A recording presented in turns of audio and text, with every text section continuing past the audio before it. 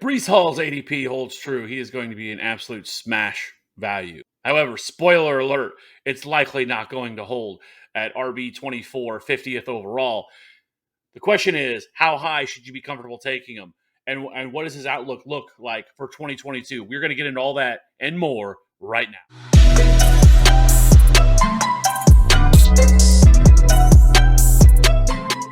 Welcome back in. So let's just go ahead and jump right into it. So, without a doubt, is one of the best running backs in this class. The only other argument was really between him and Kenneth Walker. Kenneth Walker ended up in a by far worse situation in a backfield that likely is going to split time between him and Rashad Penny. So that leaves Breece Hall as the kind of easy slam dunk rookie running back for this class of 2022. And if you look at what he did, not just in college, but how he just smashed the combine.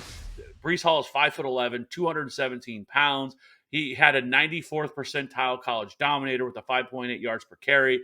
Put his combine at 97th percentile 40, 4.39, 119.9 speed score, which is 97th percentile, and 131 burst score, which is 94th percentile.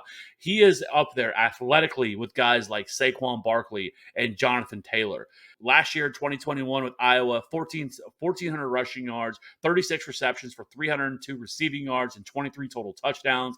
And listen, there's the difference between him and some of these other guys, right? And he played at Iowa State, not a prolific college. He didn't go play at a blue chip college or something like that. This was at Iowa State, and people will knock him for that. However, he produced every single year he was in that Iowa State offense, and he's still young, only 20 years old.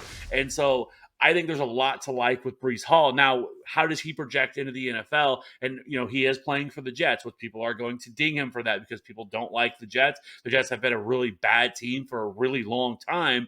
But with Breece Hall, we look at this one. Let's start with the offensive line. The offensive line is going to be even better than it was last year. Last year, this offensive line was actually better against the run than it was against the pass. They ranked 22nd in adjusted line yards, 21st in power, and 15th in second level. However, they were 11th in adjusted sack rate. And per PFF, they ranked 21st in pass blocking, but 13th against the run. But this is an offense, like I said, that has made improvements this year. They went out and added Laken Tomlinson from the 49ers, and they also added Connor McGovern from the Denver Broncos this year. And we know that they've really invested heavily in this offensive line. Elijah Vera Tucker last year, who's playing right guard, and then at right tackle in 2020 in the first round, Mekhi Becton. So this offensive line should theoretically be even better than it was last year.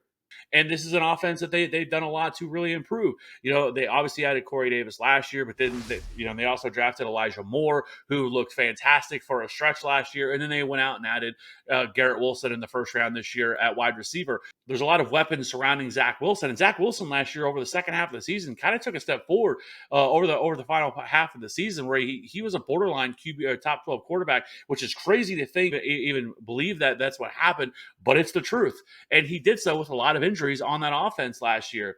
And so I think Zach Wilson, projecting him to take a step forward this year isn't crazy, which is only going to help somebody like Breece Hall to be able to foresee, to be able to get more opportunities inside the red zone, to be able to get more opportunities on, to be able to goal line carries. And so right now, if you're going to project what I think what he can do this year, I think you're looking at a guy who's probably going to get 65+% of the opportunities from this backfield.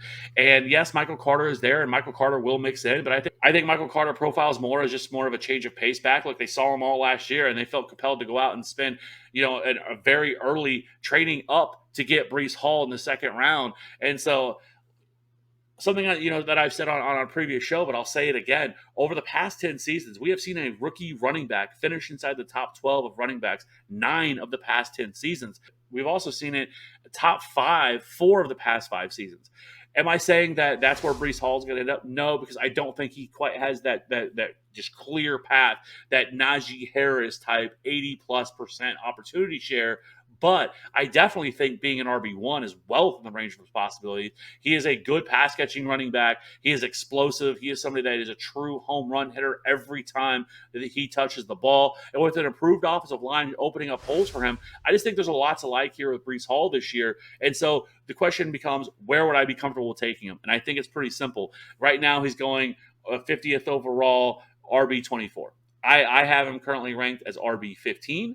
And I think that is a fair value for him if he gets up to that point. and I think he definitely will as we get to training camp and preseason. He's definitely going to rise. There's no chance, no shot. I think if he goes, somewhere in the third round, I am perfectly comfortable taking him there. Any higher than that, we start getting into some more running backs that would probably then we could start having some real conversations about. But right now, if he stays anywhere in the third round later, I am all about that. Right now, I just think he's a good value and somebody that you should be looking to invest in this year. Don't be worried because he's a rookie and that you don't want to invest in him because we don't know what to expect or because he plays for the Jets. We're not worried about that. We're looking for projectable volume here, and he is definitely going to see it. And so, with that being said, draft Breece Hall with till your little heart desires. We're not worried about anything else. I heard all this last year with Najee Harris, and people weren't going to take him because he's a rookie, and I want the other guys that we've seen before. Get out of that mindset. Quit thinking that way. We're looking for projectable volume, and Breece Hall is that dude. He's an absolute stud, and I think he's somebody that next year we can be talking about as a top 12 running back that you're looking to draft, much like Najee Harris. So, with that being said, I appreciate everybody checking out the video. We'll catch you on the next one. Bye.